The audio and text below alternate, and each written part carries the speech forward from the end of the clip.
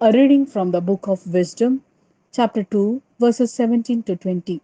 Let us see if what he says is true, and test him to see what sort of end he will have.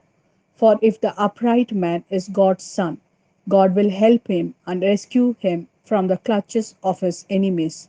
Let us test him with cruelty and with torture, and thus explore this gentleness of his, and put his patience to the test.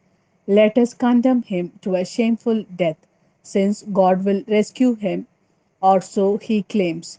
This is the word of Lord. Thanks be to God. Second reading. A reading from the letter of James, chapter 3, verses 14, and chapter 4, verses 3. Wherever there are jealousy and ambition, there are also disharmony and wickedness of every kind. Whereas the wisdom that comes down from above is essentially something pure. It is also peaceable, kindly, and considerate. It is full of mercy and shows itself by doing good. Nor is there any trace of partiality or hypocrisy in it. The peace shown by peacemakers brings a harvest of justice. Where do these wars and battles between yourselves first start? Is it not precisely in the desires fighting inside your own selves? You want something and you lack it. So you kill. You have an ambition that you cannot satisfy. So you fight to get your way by force. It is because you do not pray that you do not receive. When you do pray and do not receive, it is because you prayed wrongly, wanting to indulge your passions. This is the word of Lord. Thanks be to God. A reading from the Gospel according to Mark, chapter 9, verses 30 to 37.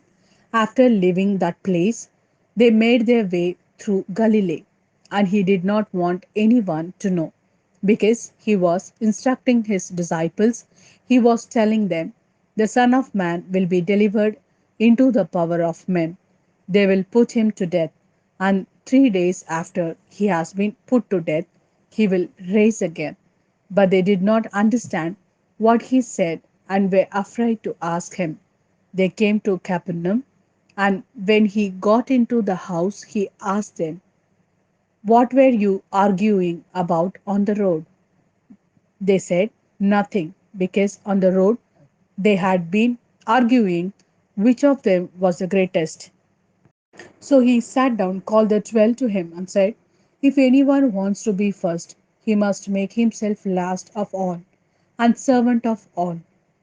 He then looked at a little child whom he sat among them and embraced, and he said to them, anyone who welcomes a little child, such as this is my name, welcomes me.